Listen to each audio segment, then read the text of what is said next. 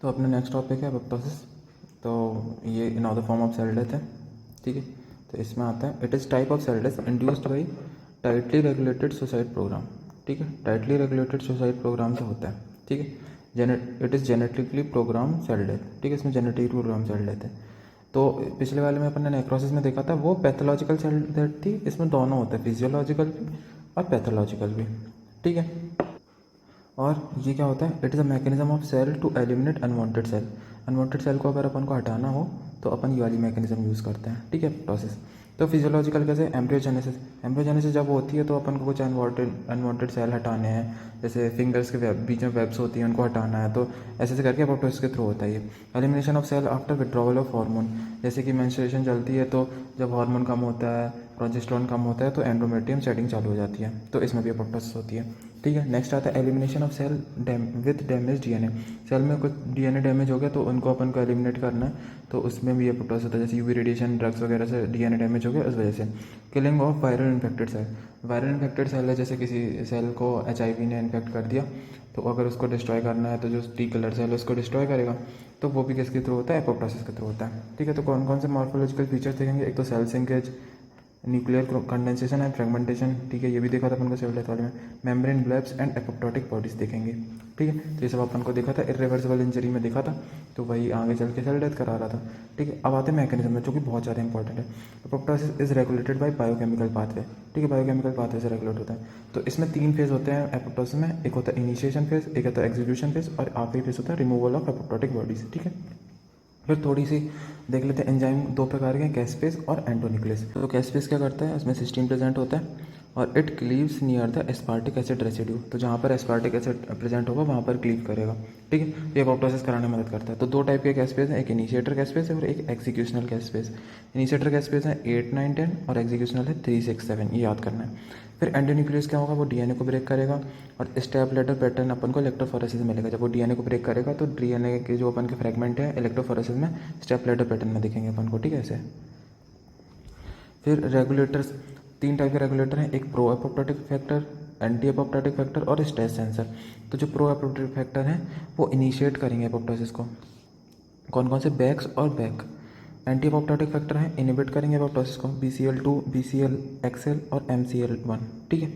तो ये हो गए एंटी एपोप्टोटिक फैक्टर। फिर आता है स्टेप सेंसर, ये क्या करेंगे, रेगुलेट इनिशिएटर ऑफ एपोप्टोसिस। तो ये इनिशिएटर है एपोप्टोसिस को, इसको रेगुलेट करेंगे, जैसे बिम, बैड, प्यूमा, नॉक्सा, ठीक है। तो स्ट्रेस सेंसर है जो इनिशिएटर ऑफ एपोप्टोसिस है ना, जैसे उसको रेगुलेट करेंगे। फिर अपन स्टार्ट करते हैं इनिशिएशन फेज।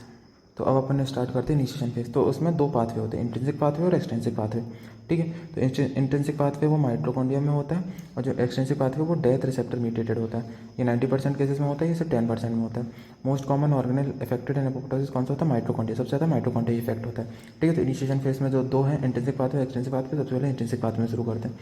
तो उसमें जो नॉर्मल सेल रहती है, जो नॉर्मल माइटोकॉन्ड्रिया प्रेजेंट रहता है और जिसकी परमिबिलिटी है वो BCL2 मेंटेन करके रखता है, ठीक है। और वो साइटोक्रोम C जो रहता है उसमें प्रोटीन वो अंदर ही रहेगा माइटोकॉन्ड्रिया के, ठीक है, क्योंकि BCL2 उसकी परमिबिलिटी को मेंटेन करके रखा है, ठीक है। कोई सिग्नल या फिर कोई इंजरी और एनी काइंड ऑफ ट्रिगर होता है जिसकी वजह से स्ट्रेस सेंसर वो एक्टिवेट हो जाएंगे, ठीक है। स्ट्रेस सेंसर बताया तो क्या करते हैं, इनिशिएशन कराता है एपोप्टोसिस का, तो ये एक्टिवेट कर देगा इसको प्रो एपोप्टोटिक फैक्टर्स को, बैक्स और बैक।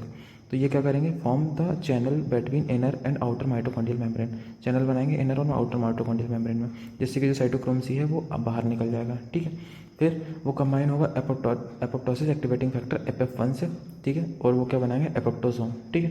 एपोप्टोसोम बना दिया, फिर ये एक्टिवेट करेगा कैस्पेज 9 को जो कि इनिशिएशन कैस्पेज है, और फिर वो एक्टिवेट करेगा कैस्पेज 3, 6, 7 जो कि एग्जीक्यूशनल कैस्पेज, और आगे चल के एपोप्टोसिस हो जाएगी। फिर नेक्स्ट आता है एक्सट्रिंसिक पाथवे। उसमें क्या होगा, देखो जो फास्ट लिगेंड है, ठीक है, एक होता, देखो ध्यान से डायग्राम में, ये है फास्ट रिसेप्टर, है ना, और जो फास्ट एल लिगेंड है वो T लिम्फोसाइट प्रेजेंट होता है। तो ये फास्ट लिगेंड फास्ट रिसेप्टर से कंबाइन होता है, और फिर यहाँ पर ये नीचे की तरफ होता है डेथ डोमेन। जो डेथ डोमेन है आपस में कनेक्ट हो जाते हैं और वो बनाते हैं FADD, ठीक है। फिर FADD एक्टिवेट करता है कैस्पेज 8 को, फिर आगे प्रोसेस चलती है, तो ठीक है, फ्लो चार्ट में देखते हैं। तो ये क्या हुआ, Fas ligand of T lymphocyte engage with Fas of another cell. तो फास्ट लिगेंड प्रेजेंट है T लिम्फोसाइट में, और जो फास्ट रिसेप्टर है वो दूसरे सेल में प्रेजेंट है, तो दोनों कनेक्ट हो जाएंगे और जो नीचे डेड डोमेन दिखाए थे वो आपस में कनेक्ट हो जाएंगे और क्या बना लेंगे, FADD, fast activated dead domain. फिर वो कन्वर्ट हो जाएंगे प्रो कैस्पेस ए में और एक्टिवेट करेंगे कैस्पेस 8 को। फिर कैस्पेस 8 जो है वो इनिशिएशन कैस्पेस था, फिर वही एग्जीक्यूशनल कैस्पेस 367 को एक्टिवेट कर देगा और एपोप्टोसिस हो जाएगी। तो ये थी अपनी इंट्रिंसिक और एक्सट्रिंसिक पाथवे, ये याद कर लेना इंपॉर्टेंट है बहुत। फिर एग्जीक्यूशनल फेज में क्या होता है, दूसरा फेज आ गया executional phase. Intrinsic pathway extrinsic pathway में क्या हुआ कि उसने एग्जीक्यूशनल कैस्पेस को आखिरी में एक्टिवेट कर दिया था। जब वो एग्जीक्यूशनल कैस्पेस को क्या करेगा, DNA इसको एक्टिवेट कर देगा, जिससे क्या हो जाएगा, फ्रेगमेंटेशन ऑफ न्यूक्लियाई हो जाएगा, ठीक है। और फाइनली हो जाएगी अपना एपोप्टोसिस, ठीक है। तो ये जो फ्लो चार्ट है इसमें ध्यान से देख लो, ये BCl2 वाला वो इंट्रिंसिक पाथवे, ये एक्सट्रिंसिक पाथवे, आखिरी में जाके एपोप्टोसिस आ रहा है, ठीक है। फिर बाद में अपन को क्या कराना है, रिमूवल ऑफ एपोप्टोटिक बॉडीज़। तो अपन कैसे कराएंगे रिमूवल एपोप्टोटिक बॉडीज़ की, फैगोसाइटोसिस से, ठीक है। तो फैगोसाइटोसिस किसका कराना है, पता कैसे चलेगा कि एपोप्टोसिस सेल कौन सी है और नॉर्मल सेल कौन सी है। तो जो नॉर्मल सेल रहती है उसमें जो फॉस्फेटाइडल सेरीन है वो इनर मेम्ब्रेन में प्रेजेंट होता है, ठीक है। तो जो मैक्रोफेज है वो रिकॉग्नाइज नहीं कर पाता, जबकि एपोप्टोटिक सेल है वो जो फॉस्फेटाइडल सीरीन है वो आउटर मेम्ब्रेन में मूव कर जाता है, तो मैक्रोफेज है वो रिकॉग्नाइज कर देता है एपोप्टोटिक सेल को।